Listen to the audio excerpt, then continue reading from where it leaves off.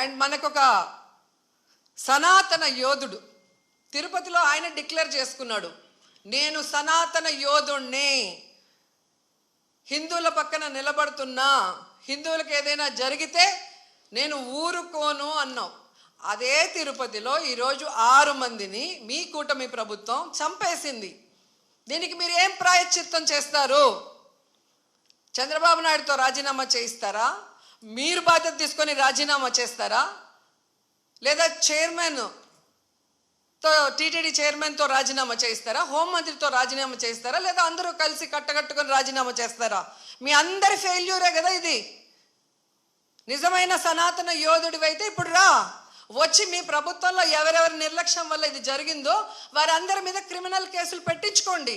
అంతేగాని ప్రమాదవశాత్తు జరిగిందని 194 BNSS పెట్టేసి చేతులు దులిపేసుకోవాలంటే మాత్రం వదిలే ప్రసక్తే లేదు అని కూడా ఈ సందర్భంగా తెలియజేసుకుంటున్నా. అండ్ చంద్రబాబు నాయుడు ఆయన లెగ్గు మహత్యం ఏంటో కానీ ఆయన ఎప్పుడు అధికారంలోకి వస్తే అప్పుడు ఈ రాష్ట్రంలో మనం ఎన్నో చావులు చూడాల్సి వస్తుంది. గతంలో గోదావరి పుష్కరాలు ఈయన పబ్లిసిటీ పిచ్చి వల్ల ఇలాగే గేట్లు తెరిచి జనాలు తోసుకొని ఒకరి మీద ఒకరు పడి 29 మంది చనిపోయారు. మొన్న ముఖ్యమంత్రి అయిన వెంటనే ఈయన నిర్లక్ష్యం వల్ల, ఈయన వైఫల్యం వల్ల దాదాపుగా విజయవాడ వరదల్లో 60 మందికి పైగా చనిపోయారు. మళ్ళీ ఈరోజు చిత్తూరు జిల్లా కుప్పంలో ఉండగానే 6, 7, 8 ఉండి పోలీసులందరినీ తిప్పుకొని ప్రజల్ని గాలికి వదిలేశారు. మానిటరింగ్ లేదు. ఎన్ని లక్షల మంది వస్తున్నారు, వీళ్ళకి ఏం సదుపాయాలు చేశారు, వీళ్ళకి ఎలా టోకన్స్ ఇస్తున్నారు, ఎక్కడ క్యూ లైన్స్ ఇచ్చారు అనేది ముఖ్యమంత్రి పట్టించుకోడు, చైర్మన్ పట్టించుకోడు, ఎస్పీ, కలెక్టరు, అలాగే ఎండోమెంట్ మినిస్టర్ ఎవరు పట్టించుకోరు. బాగా జరిగితేమో మా గొప్పతనం 30 years ఇండస్ట్రీ, 40 years ఇండస్ట్రీ అని గొప్పలు చెప్పుకుంటారు.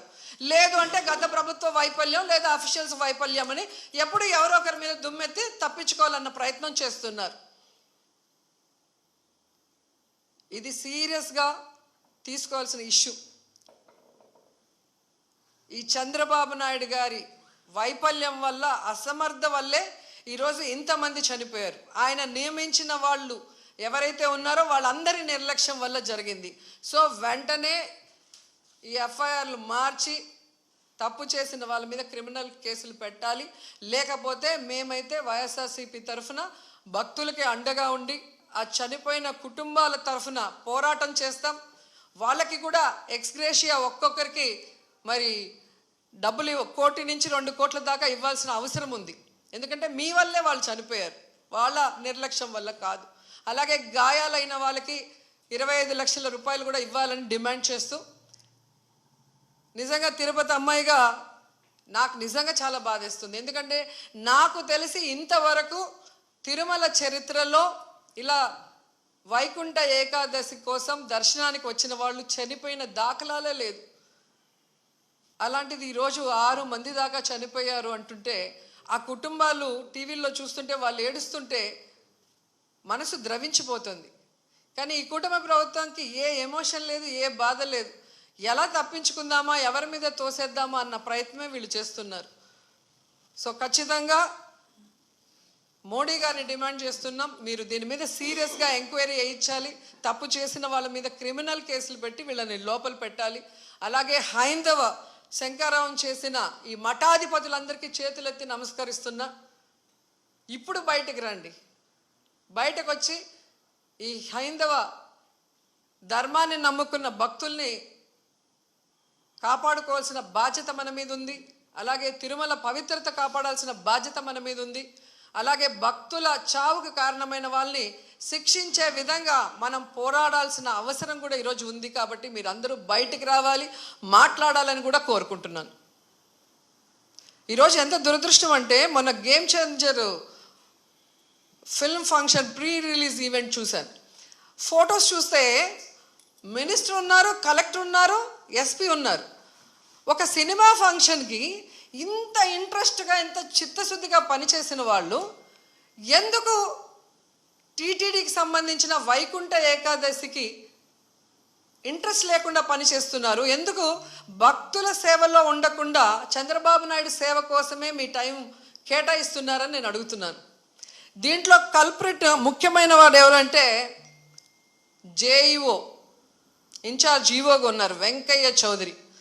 వెంకన్న దేవుడిని ఆయన చేతికి చంద్రబాబు నాయుడు ఇస్తే ఈ వెంకయ్య చౌదరి ఈ టీటీడీని ఏం చేస్తున్నాడో అక్కడ మీరు ఒకసారి ఎంక్వైరీ చేస్తే మీకే అర్థమవుతుంది. టీటీడీని ఈరోజు టీడీపీ ఆఫీస్ లాగా తయారు చేసి ఈరోజు భక్తుల సేవ కన్నా టీడీపీ వాళ్ళ సేవలోనే వీళ్ళు తరిస్తున్నారు. ముందు ఆ జైవ వెంకయ్య చౌదరిని అక్కడి నుంచి తీసేస్తేనే ఆ తిరుమల ప్రక్షాళన అవుతుందని కూడా ఈ సందర్భంగా తెలియజేసుకుంటున్నా.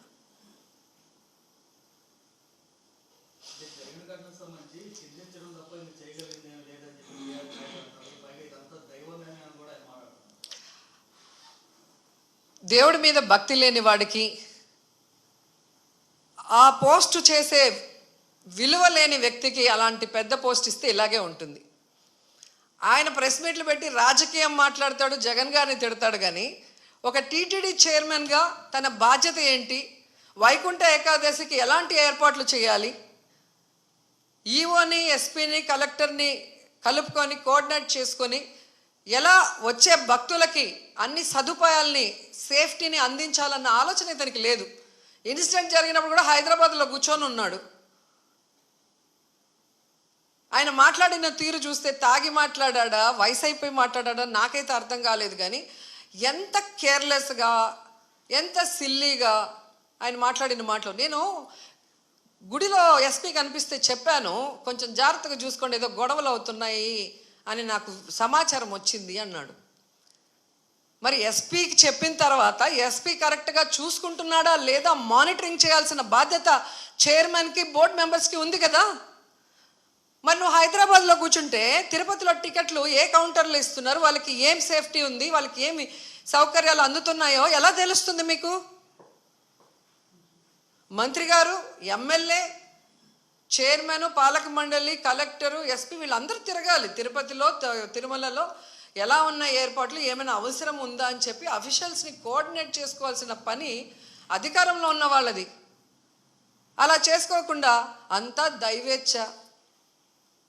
నేను ముందే అనుకున్న ఎస్పీ గారికి చెప్పా, వినలేదు అంటే ఎవరిని ఇరికిచ్చి తప్పించుకోవాలనుకుంటున్నారో వాళ్ళే గమనించుకోవాలి.